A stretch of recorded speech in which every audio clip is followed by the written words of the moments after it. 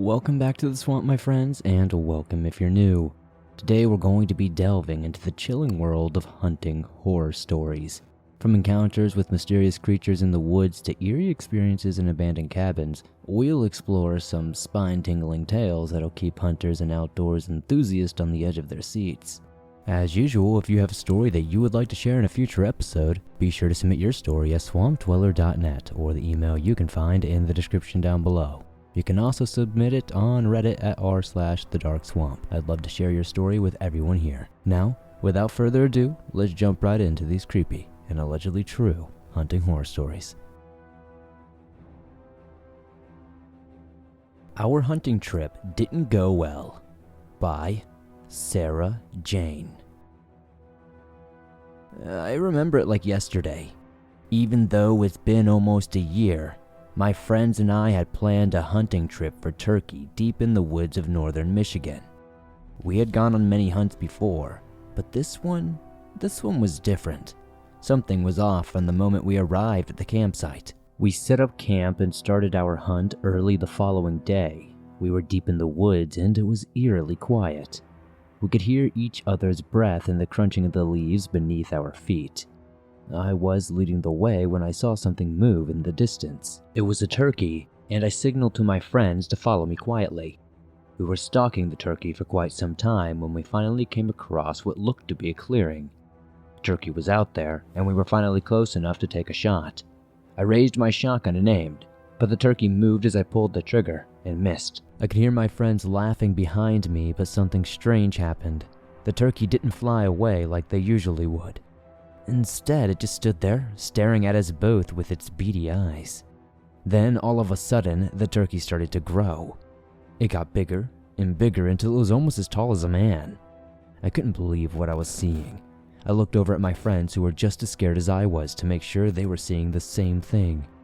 We slowly started to back away from the turkey, but it didn't move. It just stood there, staring at us. That's when we heard it, a loud growling noise coming from the trees.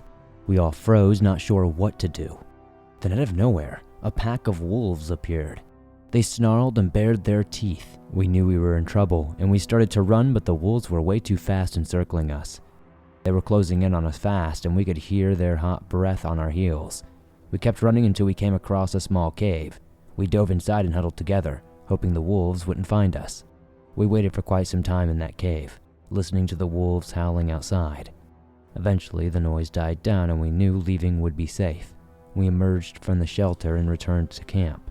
But there were always different areas to hunt after that, obviously, and that's where we would go from now on. Now, whenever I go hunting, I just can't shake that feeling that something is watching me. I'm just absolutely terrified, and Mother Nature definitely threw me through a loop that night. I don't know what that turkey thing was though, and if anybody has any idea of what that might have been, please explain it to us. I should explain that I was sober of mind. We don't drink, we don't smoke, we don't do anything like that.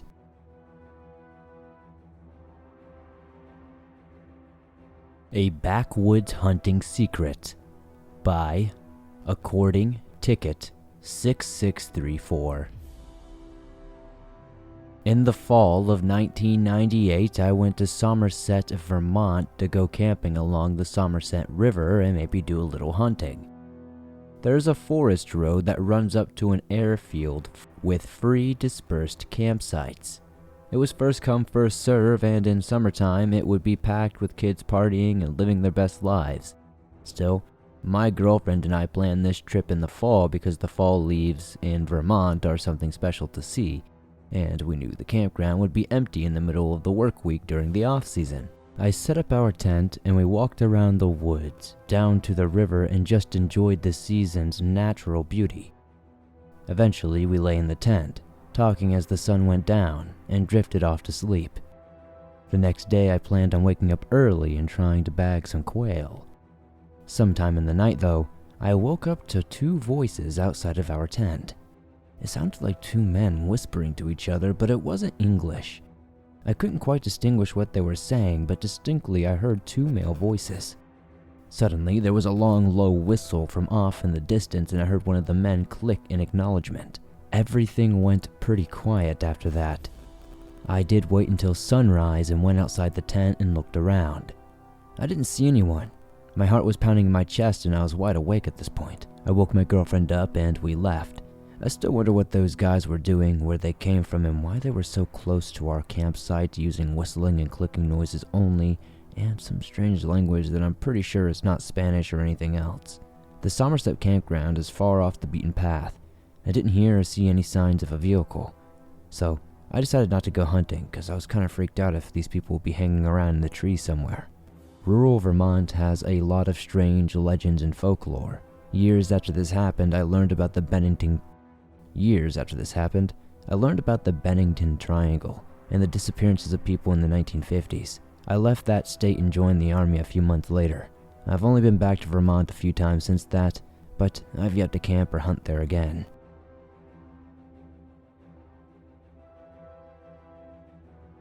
My Last Day Alligator Hunting by Cajun Rebel 88. I can still feel the adrenaline coursing through my veins as I recall the terrifying experience of almost being killed by an alligator while on a hunting trip. It was a humid summer evening, and my friends and I were excitedly preparing our gear for the alligator trip we had planned for weeks. As a group of experienced hunters, we knew the necessary risks and precautions. We loaded our boats with the required equipment and headed to go set our lines.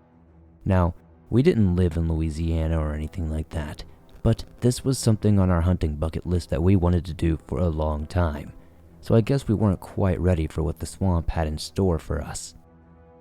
As we moved further into the murky waters, we spotted a massive alligator lurking nearby. My heart raced with excitement because I thought it might be on one of our poles. We had our gun ready and we pulled in closer. But as we got in close to grab the line, it suddenly lunged at us, and I felt my world spin out of control. The ferocity of this attack was like nothing I had ever experienced before. Being a natural bow hunter, this was definitely something that was not in my natural range of skills. The alligator's massive jaws clamped down on our boat, almost flipping it over. My friend and I were thrown around like rag dolls as we struggled to stay afloat. It was a blur of teeth, claws, and desperation as we fought for our lives. I don't remember much after that. I just remember shooting, hearing shots, and then me going a bit hazy and everything got blur because pain and fear took over. But somehow we managed to escape with our lives. Our boat was pretty mangled up and we didn't suffer anything super severe injury-wise, and we were all alive. I think the worst was just a mild concussion. The rest of the trip was a blur of terror and anxiety trying to get up and out of that swamp. We all vowed to never underestimate the power of these beasts again, and we had never hunted in the swamp since. Yet, as I sit here, months later recounting this experience, I can still feel the fear and the adrenaline pumping through my veins. Setting alligator lines might seem simple on those shows when you're watching them, but it's an absolute adventure, somewhere where you're never truly safe. It's such a wild and unpredictable ride. I'm just glad we got out of there safely and we didn't lose any limbs, but it could have gone much worse.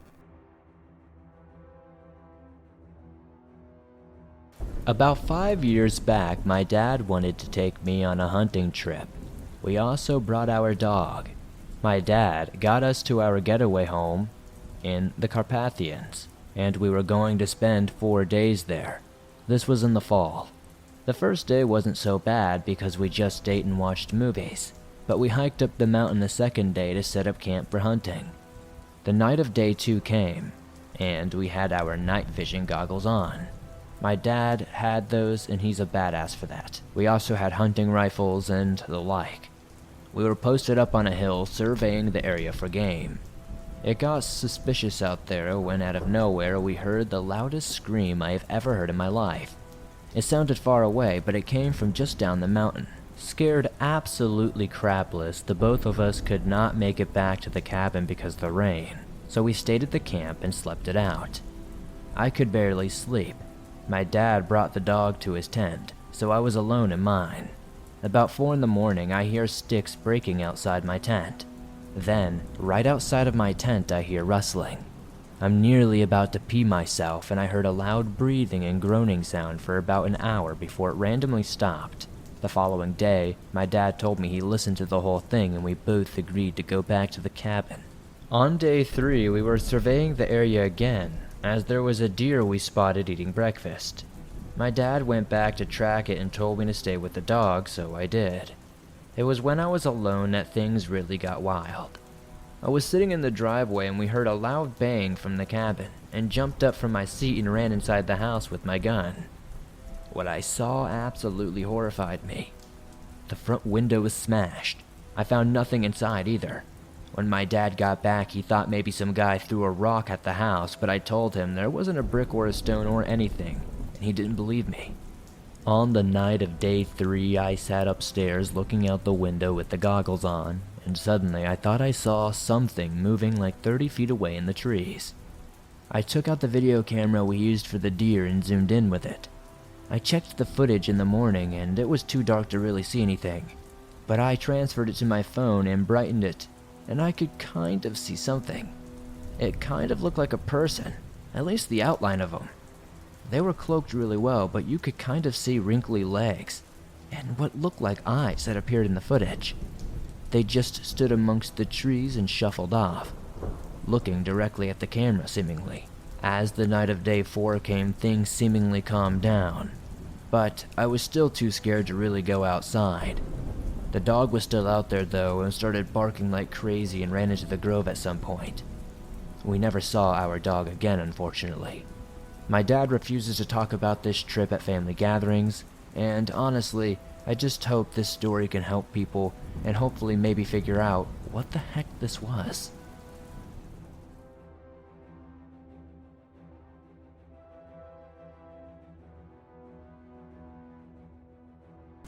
So my buddies and I decided to go to a camping and hunting trip. Jeff decided we were going to go camping and we were headed out to the mountains of West Virginia for turkey hunting. My buddy owns this cabin and guys, it's fantastic. 2 rooms, a kitchen with a 19th century wood stove and an oven, and a back room with 2 bunk beds. I have lived there full time before, and it's just a lot of fun. We all brought turkey guns, basic 12 gauges, Mossbergs and Remingtons, and of course our wealthy friend got a Bernelli M4 because he's not the brightest and it's all he had, quote unquote. But we also took others. I took my Ruger AR-556, a base model AR-15, and my Glock 19X. Why? 'Cause why not? I'm in the mountains, and I'm probably never gonna see a turkey. Might as well just target shoot. Day 1, we drank. That had always been the intention. Turkey schmirky. We brought 6 cases of Miller High Life. Now I know it's not the best beer, but it is what we could afford. We also had a case of 1.5-liter bottles of Old Granddad. Now, I know what you're thinking. Drinking whiskey and beer along with guns is not a good mixture, but we don't mess around with guns when we drink. Now, after a beer or 2, yeah, we'll do some target shooting, but when the whiskey comes out, the guns go away. Shortly after those escapades, we all relieved our bladders and went to bed. Day 2. We had phones but no service, so we turned them off to conserve battery. It was around 11 a.m. when I first woke up. There was shuffling and scratching outside. I blinked around and I looked around my space as my eyes adjusted. I saw Kyle on the floor, Alex on the bottom bunk, and Jeff in the bottom bunk across the room. I glanced out the window and I saw something. It's hard to explain, and the easiest way to describe it is to say that it was a shadow. Just a shadow. So I went back to sleep. As day 2 actually began to start, we woke up, dressed in our hunting garb, and cooked eggs. God-tier sausage gravy, on the antique stove like real men. As bad as the story gets, the breakfast was actually terrific. We got our turkey guns, all legal loadout, but for some reason, I can't explain why, I had 5 00 buckshot shells in my pocket. Sun comes up and there's no turkeys. The sun starts to go down and still no turkeys. We decide to call it a day and grab some drinks. Less than 5 minutes from the cabin, we hear this roar. All 4 of us drop to the ground like some troglodyte instinct type stuff. We tried to get to cover from whatever this thing was. We gather up and Jeff says, "I have no idea where that bear is, but it's got to be close. Stay low, stay quiet, and move quickly." We all nod and I pump the turkey load out of my gun. Every single pump sounded like a gunshot to me, and after every shot shell I loaded made the loudest clunk I had ever heard. We make our way back to the cabin and I immediately give my 12 gauge to Jeff and pick up my car. It was just a bear. It was just a bear. It was just a bear. We all knew that was no damn bear. After nothing seemingly happened for about an hour, we emptied the 00 buckshot out of my Mossberg and put it in Alex's Bernelli. We were freaked out, but we were just hoping for the best. Night 2. We were all very well freaked out, but we were all well armed inside, and nothing else had happened for quite some time. We had water and we had beer. Eventually nature called and the cabin only had an outhouse. "Don't be scared, go pee." That was the last thing I ever said to Alex. We watched it happen. Worse, we heard it. We opened the window facing the outhouse to cover him. It was a half joke, you know? Nothing was supposed to happen. Nothing was going to happen. We watched him walk towards the outhouse, and whatever this was leaped on him. A shadow, a void, leapt on top of Alex and began tearing. My hobby is shooting, and I'm great at it. It took me a second to recover from the shock, and I opened fire. I hit this thing with every freaking shot, and it did not matter. It didn't matter enough. It drug Alex away screaming until a savage crunch ended the screams. The three of us stayed up all night, guns pointed out the doors and windows. Pretty sure we had all pissed ourselves at some point. I know I did. Day 3. We ventured out. Guns were drawn. We aren't military trained, so it probably looked more like MEAL Team 6 instead of SEAL Team 6. I'm still crying. We circle back to the outhouse in a loose triangle formation, and there is a lot of blood, a trail leading into the woods. We packed up our stuff and drove back to town. It took 2 hours driving until our phones got a signal. We called 911 and told them everything that had happened. They never found Alex's body besides the blood, and everybody says it was just a crazy bear attack. And maybe it was, but that must be one juggernaut of a bear.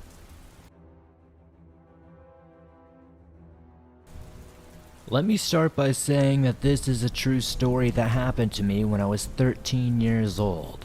I'm now 27. Whether you believe it or not is up to you entirely.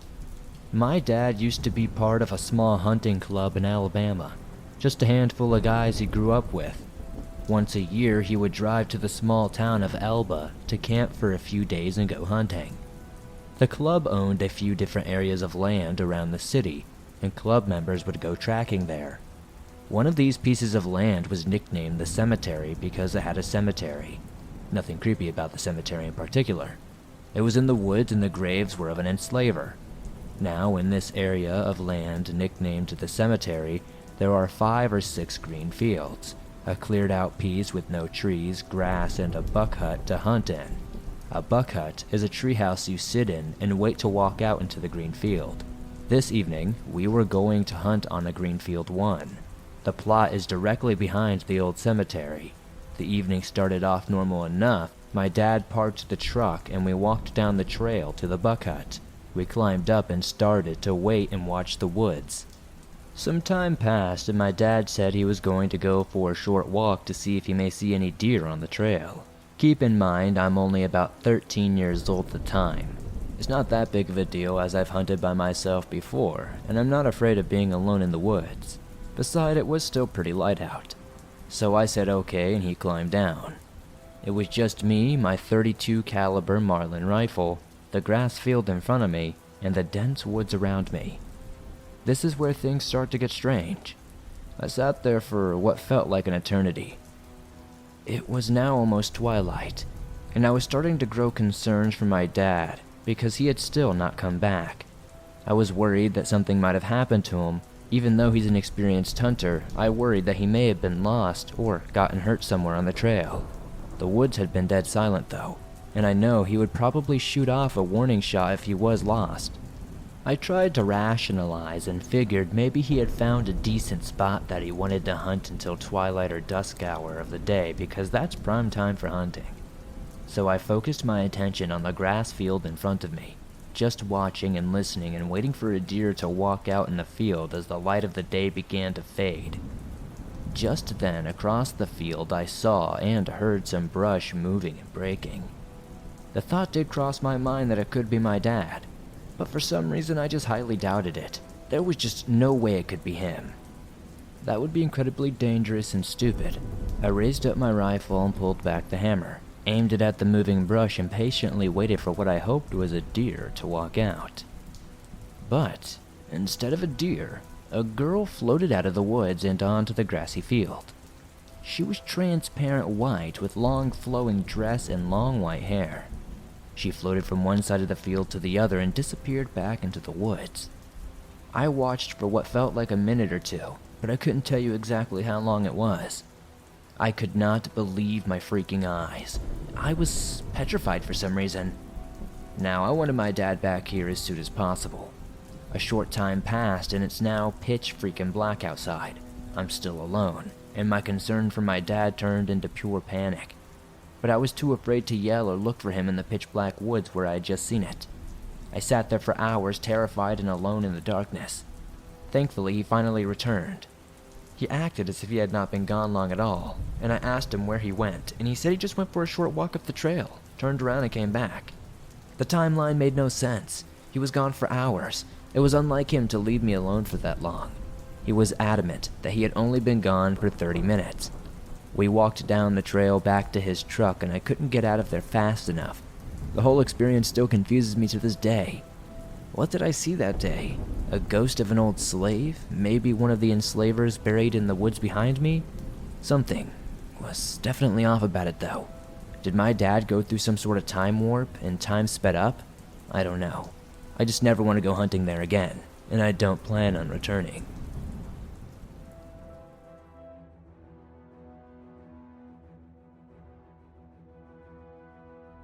I'm a hunter up here in Minnesota. I'm in a town not far north of Mille Lacs Lake.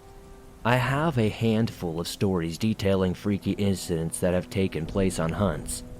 Here's the first. One season, I was deep in the woods on a snowmobile trail. When I hunt, I typically carry my .30-06, a knife, and a backpack. I feel confident in the woods, but this season I had some concerns. The deer population seemed a bit lower on our property recently, and we knew there were wolves around because you find their tracks everywhere, not to mention being able to hear them howl at night. But luckily, they typically don't mess with people. But as I was scanning for deer tracks in the dirt, I found a different set of tracks that stood out to me. They looked like canine, minus the nail marks, and they were a bit wider. The paw on it looked to be about a 150-pound animal or so. Then it clicked that this was probably a feline track, a big one, and fresh. I knew there were bobcats around, but they definitely didn't get that big. So the next logical step is to assume that maybe there was a cougar in the area. I decided to double back. So I'm heading back east on the trail when my dad calls and asks me to do a push through the woods towards his stand. So I say sure. At this point, his stand is maybe 500 meters through the thick woods from me, and I'm concerned about the large predator nearby. But I also know that I'm 6'4", about 190 pounds, before even putting on my gear. Statistically speaking, cougars don't tend to attack healthy adult men. So I pushed forward. I get about halfway to the other stand when I get concerned because I lost my marker. I stop to try to regain my bearings, and then it hits me. Something in my gut tells me, you are being watched. Then I noticed how still the woods were, deathly quiet. Then, I hear the dreaded branch snap, about 20 meters behind me. I ready my rifle and scan in a circle, but only the trees and brush are what I see. I wait, and it's just way too quiet. So I push forward towards my dad's stand. The whole time I hear something not far behind me that's quietly keeping pace. Eventually, I stopped hearing it and the woods went back to normal with the birds singing and whatnot. Then I stepped out onto a trail about 40 meters from my dad's stand. I suspect it was the cougar that made the tracks. My guess is that it thought I would put up too much of a fight or it caught my dad's scent and chose to back off. I never did see it, but something was following me. The second story. This happened about 2 years ago. I decided to take my fiance hiking after work one evening in the park with some nice bluffs to climb for a great view. If I'm honest, I was hoping to see a nice sunset and earn some boyfriend points so I could drink with my buddies on the weekend without complaint. You should know that this isn't a particularly safe thing to do at this time of night, so I gave her my tactical knife and I carried a .40 caliber pistol. We arrived and parked the car before heading up a trail. Then, about 100 meters in, we spooked what I only assumed was a deer, which hauled ass away from us so quickly that I only saw a flash of tan. Honestly, it scared us pretty good. So, now I'm on edge and we round a crest in a hill, and I see a black mass to the left in my peripheral vision. I unsnapped the retention on my holster and turned to engage what turned out to be nothing but a mound of black dirt. So I take a deep breath and I calm down, and we continue with our nice little evening hike, with birds chirping, bugs making noise, regular forest stuff going on all around us. Now, for the creepy part. Once we were within about 200 meters of the halfway point on the trail, it starts to feel eerie, almost like we were being watched. This time it clicked right away. The woods are now dead silent, but I started noticing movement keeping pace with us, so I kept moving towards the top of the hill, the high ground which is the halfway point of the trail. We reach it and stop. So does whatever was following us, but the woods are still dead calm, and my fiance tells me that she thinks we are being followed, so we decide to move on and take a shortcut back down the bluff to the paved trail. We make it, and the woods get back to normal sounds again. We consider hiking more, but we're a bit too spooked and left the park. Now, whatever was following us, I suspect was another cougar. It was quiet, and we didn't see it, and the strangest part is that the stalking noises it did make sounded elevated, like it was moving from tree to tree, and big cats, I guess, have been known to do this in the past. Story 3. Perhaps the least explainable of all of them. This one happened around June or July of 2007, I believe. I was roughly around 17 years old, give or take, much cockier then, but still somewhat knowledgeable of the outdoors. My family used to own a cabin in northwest Wisconsin. I basically grew up there in the summer and knew the woods well. But at night it was wise to stay in the cabin, or at least by the bonfire by the beach, because of the bears, wolves, and cougars. One of the creepiest things, as if you were having a bonfire, the tree line was visible from the fire pit and beach, and at night you always felt like you were being watched from that tree line. But during the day the woods always seemed normal, almost inviting, not so creepy. That is, until this incident. This happened in broad daylight, sometime around noon. My cousin and I were having an airsoft battle. I was in full woodland camo, he was not. I retreated into the ATV trail into the woods for a tactical advantage, and our battle took us about 200 meters up the trail. We had enough at this point and were standing at the edge of a clearing on the trail, talking, and he was maybe 10 feet in front of me, when I decided to mess with him. I shushed him and said we were being watched. He froze, and then I realized the woods were actually dead quiet, and I got spooked and started scanning the tree line and the other edge of the clearing from left to right. When I saw it, its teeth gave it away. It was panting and staring at my cousin. I don't expect you to believe me, but what I saw was a wolf as big as a black bear, at least 300 pounds. But it wasn't normal. This wolf was on 2 legs crouching next to me. Its arm was grasping onto the tree, grasping with a clawed hand, and had reddish-brown fur. The next thing I know, we were both sprinting back towards our cabin. I looked back at this wolf or bear thing, which was now in the process of charging us, barreling through the brush. But for whatever reason, it stopped following us as we broke the tree line. What stuck with me the most was the sheer size. The wolf thing had to be easily 7 feet tall when upright, and where it should have had front paws, it appeared to have large clawed hands. Now, I'm not sure how to explain it away rationally. I have heard of wolves with occasionally kind of walking upright, but that's not this at all. They can't sprint on 2 legs, nor do wolves get that big, and black bears waddle more on their hind legs than running like this thing was.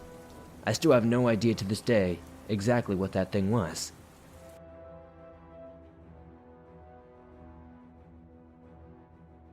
So for some context, I live in northern Utah, and I'm a very experienced and well-seasoned outdoorsman and hunter. I have spent much of my time in the woods. Now, I have never been a superstitious person. In fact, I've always been the type of person to find a rational explanation. And I know this is going to sound cliche, but this is one of those experiences where I just have no explanation. Now for some context of where we were when this happened. So if you do not know, Utah in the winter is a very cold and snowy place, and snow days are not that uncommon. And by some luck, this day was a snow day with about 3 feet of snow on the ground. So my friend and I, being experienced hunters, decided that the snow would make perfect hunting conditions for some birds.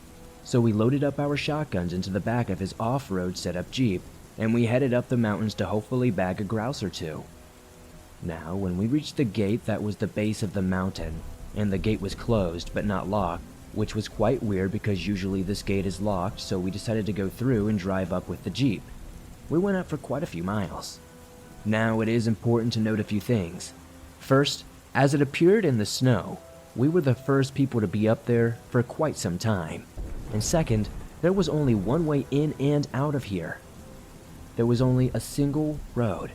Anyway, we drove up the little Jeep trail for about 3 to 4 miles. We finally got up to where we were going to hunt, and we were very remote. And I mean very remote. So we both stepped out of the Jeep. The first thing we heard was an elk cow. Mew, or whatever. But it was wrong. It sounded distorted and raspy. The creepiest part is I've hunted in that canyon for all of my life, and I've never even seen an elk in there. But we both just kind of brushed it off and figured, I guess that there could be an elk in here, and I guess there have been stranger things in the world, right? But as we continued along the trail, we made a horrifying discovery. There were what looked like to be infant foot tracks in the snow. Not a child's footprint, but like a newborn human barefoot. At this point, I knew something was very wrong. Why the heck would there be a baby up here, all alone in 3 feet plus of snow? And how could they even walk in this much snow? How could they even walk without snow? I think the weirdest part was I was oddly compelled to continue along, following the track to try to help anyone who might be up there. We continued walking, all the time in absolute horror about what we might find just 10 steps up the trail. Now, it is important to note that these were like fresh tracks, not like a week old or anything like that. It looked like whatever had made them had done it just a few minutes before us. We continued hiking through cliff faces and very steep and dark pine tree slopes for what felt like hours. Now, I know this is going to sound cliche, but I think the worst and most unnerving part was just how empty the woods were.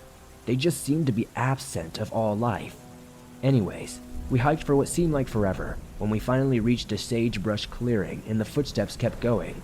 But at this point it was getting kind of dark and I had a very uneasy feeling, so we decided to turn around. We made it back to the car and started hearing squirrels chirping about 200 yards away down in a very deep and dark valley where the trees cancel out all the sunlight. And because at this point the trip seemed like we were going to get skunked, we followed the chirping. We had gone about 300 yards into the trees. It was obvious the chirps were just drawing us further and further into the woods fairly quickly though, because there were no signs of any squirrel. It continued calling, and at this point, it was all but dark. At that point though, I noticed something. I saw what looked like a tall, slender, hairy, mangled-looking creature. As it was walking, it became very obvious that this was no earthly creature. Its knees bent backward, if you were to picture a deer's legs, but just upside down.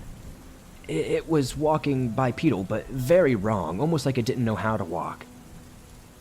I was only able to see it for around 30 seconds before it disappeared around a bend inside of an old dried-up riverbank. And at that moment, I was sure that it hadn't seen us and that we needed to leave. So we snuck back to the Jeep as fast and as quiet as we could, loaded everything up, and got the hell out of there. When we were leaving, I swear I heard a gut-wrenching scream, and I can just say that I will never forget this ever. I don't know what it is. I swear I got a glimpse of it running parallel to the Jeep. I'm pretty sure it does come into that not deer skinwalker territory, but I really wouldn't know. It keeps me awake at night to this day, and I haven't been hunting since.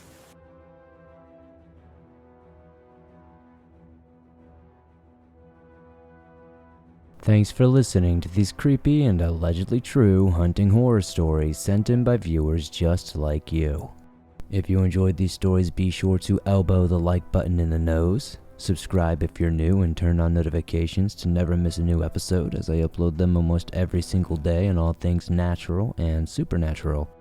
If you have a story that you would like to share in a future episode, whether it's a hunting story or something else, be sure to submit it at swampdweller.net or the email you can find in the description down below. You can also submit it via Reddit at r/thedarkswamp. I would love to see your story and share it with everyone here on the swamp. If you enjoyed this video, let me know what story was your favorite in the comments. Be sure to comment the code word, which is screeching pelican. Be sure to comment that down to confuse anybody who doesn't make it to the end, and to also let me know how many of you do. If you're on the go but don't have YouTube Premium but still want to listen to your favorite Swamp Dweller scary stories no matter where you are, you can download them absolutely free from Spotify, Apple Podcast, Stitcher Radio, Google Podcast, and pretty much everywhere else you find your favorite Swamp Dweller scary stories. Thank you guys so much for supporting the swamp the way you do. I'll see you all soon with another creepy video.